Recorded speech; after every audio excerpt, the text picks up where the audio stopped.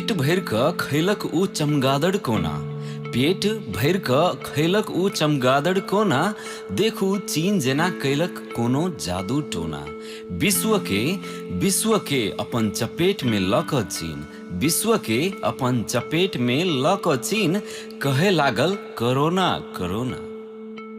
खा कऽ चमगादड़, खा कऽ चमगादड़, पी कऽ बेंगक रस, खा कऽ चमगादड़, पी कऽ बेंगक रस, आब किछु नहि बजैया करैया टसमस।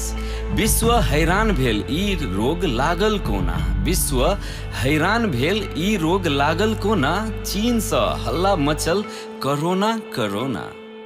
कोरोना के हल्ला मचल छै सगरो, कोरोना के हल्ला मचल छै सगरो, डर सँ निकलि नहीं रहल छै घर सँ कोई, डर सँ निकलि नहीं रहल छै घर सँ कोई।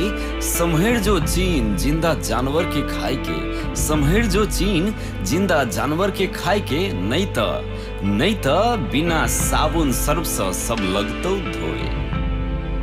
ई दुनिया हिला देलक एक वायरस, ई दुनिया हिला देलक एक वायरस, जेकर नाम छै कोरोना। ई दुनिया हिला देलक एक वायरस, जेकर नाम छै कोरोना। मधेसी मैथिल नेपाली भाई कहै छै, मधेसी मैथिल नेपाली भाई कहै छै, एकरा से नहीं डरू ना, एकरा से नहीं डरू ना। चाइनीज सामान खरीद के, चाइनीज सामान खरीद के सब कहै छल चीन के नकली, चाइनीज सामान खरीद के सब कहै छल चीन के नकली।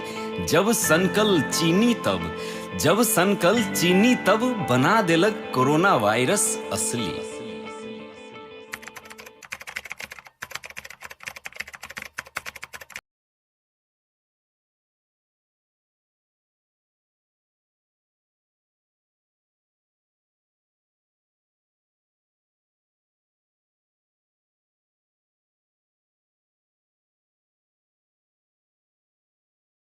यदि अपने सब चाहे छी मैथिली सीरीज के एंटरटेनमेंट भरल वीडियो सबसे पहले देखी तो अखने मैथिली सीरीज चैनल के लाल बटन दबा कर सब्सक्राइब करी आ बगल में रहल घंटी के निशान जरूर दबावी।